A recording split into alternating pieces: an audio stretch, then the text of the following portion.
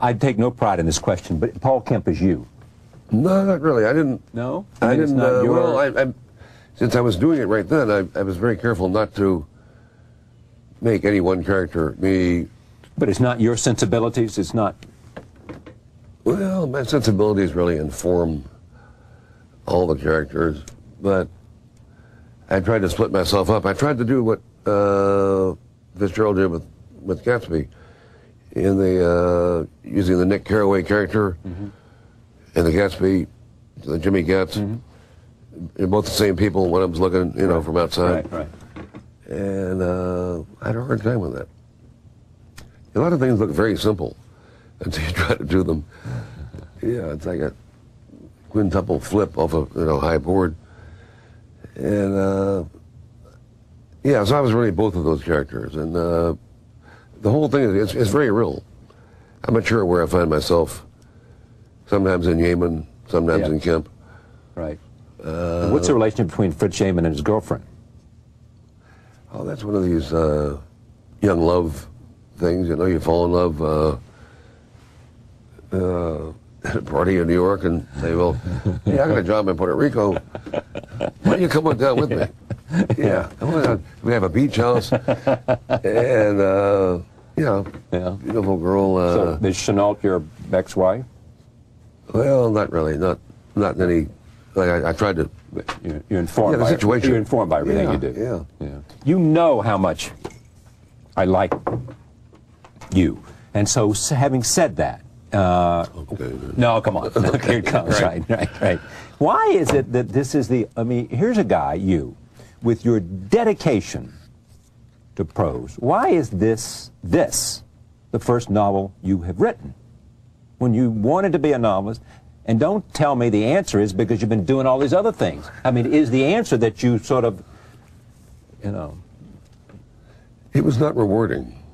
Well, I didn't get paid for it. You know, and that what I saw when there was... You love Conrad this much, and then you still can't say that art is not its own reward? Excuse me.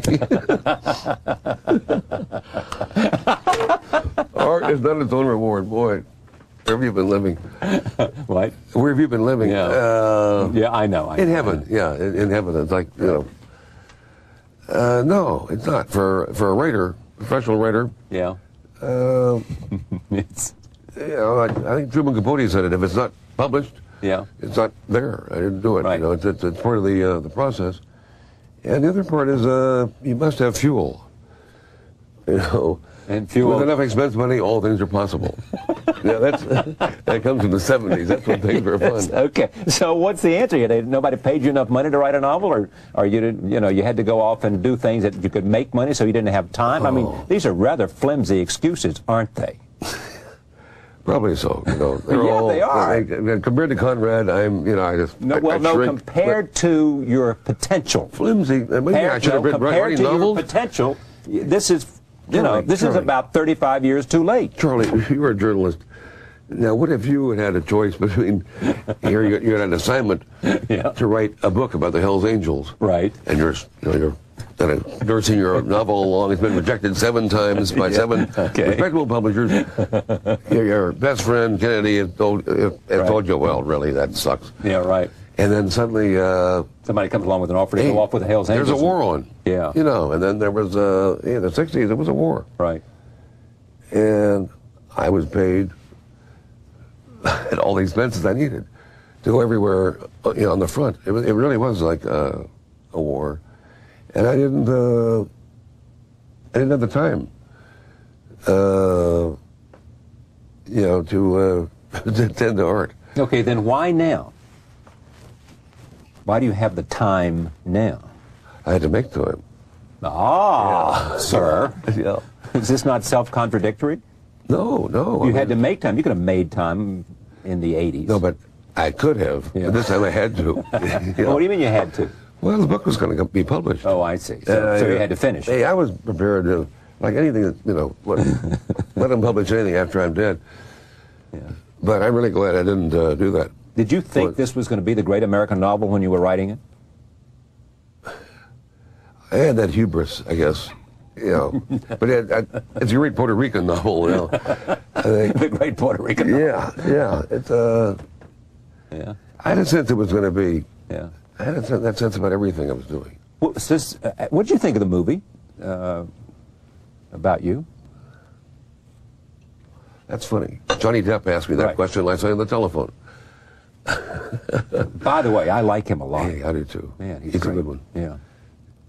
Yeah, I think he's going to do something. He's going to work in this. We're going to make a movie of this one. This is a melancholy book. Yeah. This is a book. It's good though. He's good. But So he'll play Dr. T too, huh? He'll play Paul Kemp. There's room for movement here. This isn't the rigid kind of Yes. interior monologue Yeah. cell that the Vegas book was. Like, you know, what's happening is what you're thinking, not what's going on. Nobody thinks much here. You know, They do. No, there's not a lot of thinking. It's like, you know.